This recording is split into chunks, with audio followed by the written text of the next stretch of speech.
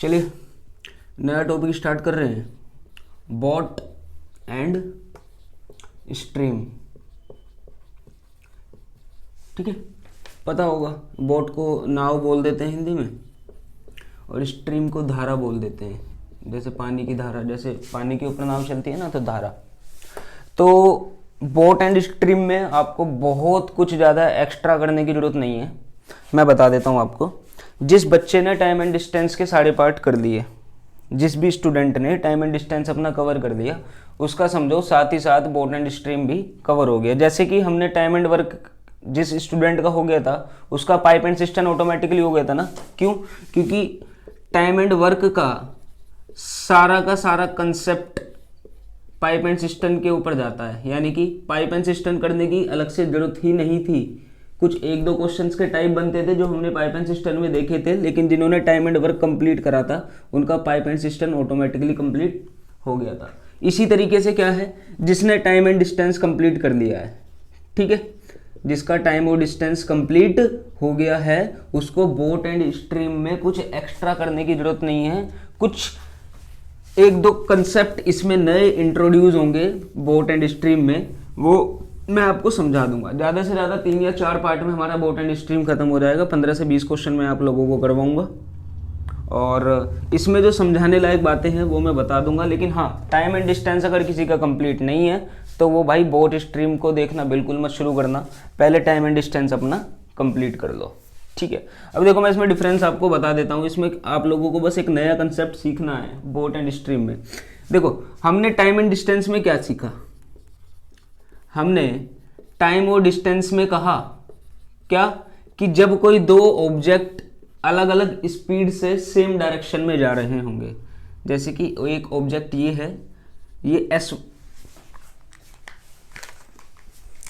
S1 speed से जा रहा है और दूसरा ऑब्जेक्ट सेम डायरेक्शन में S2 स्पीड से जा रहा है, तो हम इनकी रिलेटिव स्पीड की बात करते थे। जो इनकी कंबाइंड स्पीड आती थी वो हम बोलते थे S1 माइनस S2, यही होता था ना। और जब कोई दो ऑब्जेक्ट्स अलग अलग स्पीड से अपोजिट डायरेक्शन में आ रहे हैं, भाई ये इस डायरेक्शन में जा रहा है S1 स्पीड से और ये दूसरा ऑब्जेक्ट है जो S2 स्पीड से इस तरफ आ रहा है, तो इनकी जो हम लोग रिलेटिव स्पीड बोला करते थे, वो रिलेटिव स्पीड इनकी आती थी S1 प्लस S2। लेकिन बोट एंड स्ट्रीम का जो केस बनेगा, नाव और धारा के जो क्वेश्चंस बनेंगे, उसमें जो कंसेप्ट है वो पूरा चेंज हो जाएगा, बिल्कुल बदल जाएगा। कैसे? जैसे बोलते हैं अप स्ट्रीम एक वर्ड होता है।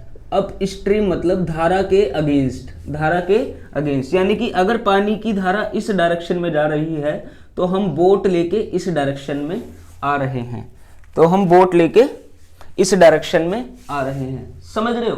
तो ये कौन सा केस बन गया? ये अपोजिट डायरेक्शन वाला केस बन गया ना। ये वाटर, पानी की धारा बोल रहा हूं मैं, कि पानी की धारा इस डायरेक्शन में जा रही है और बोट ऊपर वाली डायरेक्शन में आ रही है, तो अगेंस्ट द स्ट्रीम है। अप स्ट्रीम मतलब होता है अगेंस्ट द स्ट्रीम, की धारा से विपरीत दिशा में बोट, नाव जा रही है।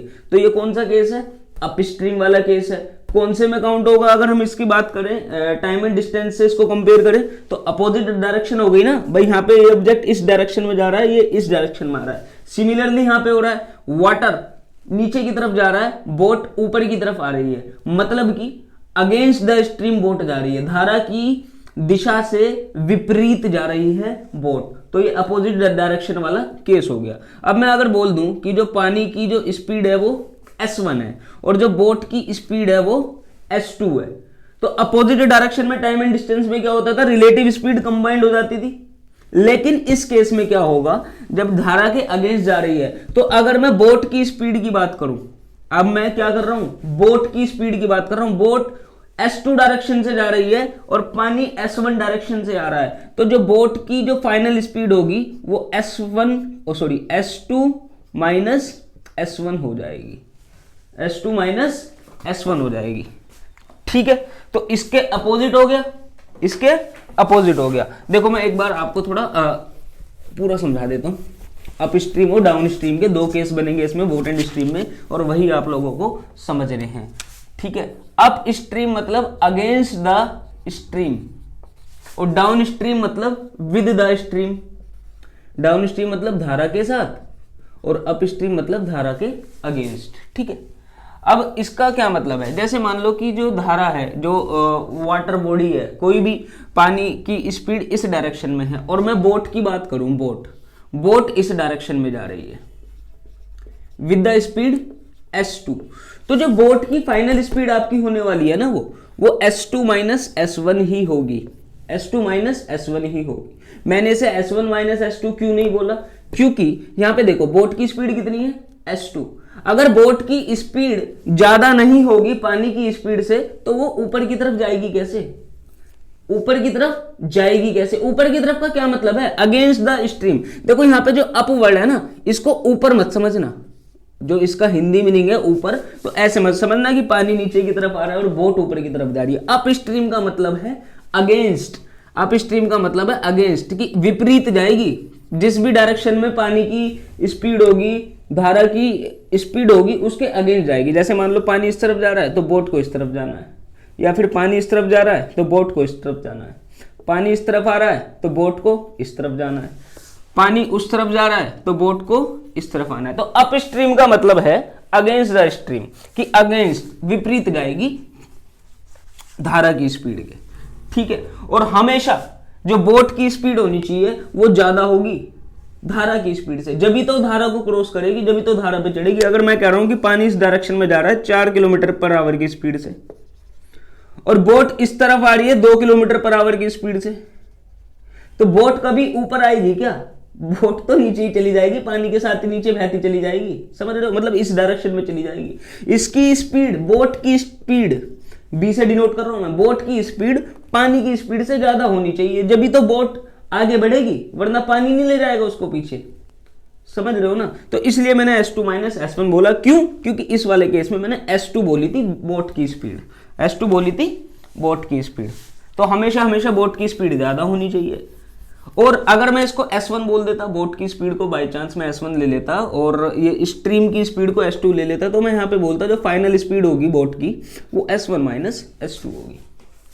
ठीक है, अब आते हैं डाउन स्ट्रीम वाले केस पे। डाउन स्ट्रीम केस का क्या मतलब है, डाउन स्ट्रीम केस का मतलब है विद द स्ट्रीम, धारा के साथ साथ, कि अगर धारा इस डायरेक्शन में है तो बोट भी इस डायरेक्शन में है, धारा इस डायरेक्शन में है, धारा का मतलब पानी की लहर या नदी का भाव या समुद्र का, जो भी आप लोग जिस तरीके से समझे, अगर धारा इस डायरेक्शन में है तो बोट भी इस डायरेक्शन में है, धारा इस डायरेक्शन में है तो बोट भी इस डायरेक्शन में है, धारा इस डायरेक्शन में है तो बोट भी इस डायरेक्शन में। कहने का मतलब डाउन स्ट्रीम का मतलब, डाउन का मतलब नीचे मत समझना कि नीचे ही आएगी, कि ऐसे ही आ रही होगी बोट ना, डाउन स्ट्रीम का मतलब है विद द स्ट्रीम, जिस भी डायरेक्शन में स्ट्रीम है, जिस भी डायरेक्शन में स्ट्रीम है, स्ट्रीम की बहाव है, जो धारा का बहाव है, उसी डायरेक्शन में आपकी बोट भी जाने वाली है। अब इस केस में क्या होगा, मान लो कि जो स्ट्रीम की डायरेक्शन है, जो पानी का बहाव जो हो रहा है आपका, उसकी डायरेक्शन इस तरफ है और विद स्पीड s1, भाई पानी भी तो किसी स्पीड से चलेगा ना।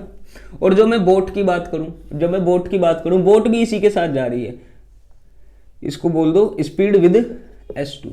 तो अगर मैं इसे टाइम एंड डिस्टेंस से कंपेयर करूं तो क्या ये सेम डायरेक्शन वाला क्वेश्चन नहीं बन गया, और अगर सेम डायरेक्शन वाला क्वेश्चन बन गया तो हम वहां पे क्या बोलते थे कि जो रिलेटिव स्पीड होगी वो s1 माइनस s2 होगी, ये तो बोलते थे, जो रिलेटिव स्पीड होगी वो s1 माइनस s2 होगी। लेकिन इस केस में ये चीजें बदल जाएंगी। मुझे एक बात बताओ, पानी इस डायरेक्शन में जा रहा है, बोट भी इसी डायरेक्शन में जा रही है, तो जो बोट की जो फाइनल स्पीड आने वाली है ना, वो s1 प्लस s2 हो जाएगी, वो s1 प्लस s2। ये बिल्कुल एक ऑब्वियस नेचुरल बात है। सोचो ना कि पानी इस डायरेक्शन में जा रहा है, नीचे की तरफ जा रहा है, ऐसे ऐसे आ रहा है पानी, और बोट भी ऐसे आ रही है, तो बोट की स्पीड बढ़नी जाएगी, कितनी बढ़ेगी, जितनी स्ट्रीम की स्पीड होगी, जितनी धारा की स्पीड होगी, उतनी तो बोट की फाइनल स्पीड होगी। सिंपल सी बात है ना। तो इसमें सिर्फ आपको बोट एंड स्ट्रीम में दो ही अलग कंसेप्ट बताए हैं। देखो ये अपोजिट डायरेक्शन वाला केस बनता है, तो अपोजिट डायरेक्शन वाले में s1 माइनस s2 करना, और ये चीज आपको रटनी नहीं है, याद नहीं करनी, ये तो कॉमन सेंस वाली बात है। पानी के अगेंस्ट, पानी की स्पीड के अगेंस्ट अगर बोट जाएगी तो जो बोट की फाइनल स्पीड होगी वो तो ऑब्वियसली बात है माइनस हो जाएगी। और अगर पानी की स्पीड के साथ साथ यानी कि धारा की स्पीड के साथ साथ with the direction of stream जाएगी तो वो ऑब्वियस सी बात है पानी किसी भी डायरेक्शन में जा रहा है और उसी डायरेक्शन में किसी स्पीड से बोट जा रही है, तो जो फाइनल स्पीड ऑफ बोट होगी वो बढ़ जाएगी जितनी पानी की धारा की स्पीड होगी। ठीक है, ये दो अलग कॉन्सेप्ट हैं हटके टाइम एंड डिस्टेंस से, और यही है बेसिक बोट एंड स्ट्रीम का। इसके अलावा बेसिक की जरूरत है नहीं जिस स्टूडेंट का टाइम एंड डिस्टेंस कंप्लीट है। ठीक है, और जिसका time and distance he complete नहीं है तो वो तो बोट एंड स्ट्रीम पे भाई आओ मत, और भाई बिल्कुल मत आओ।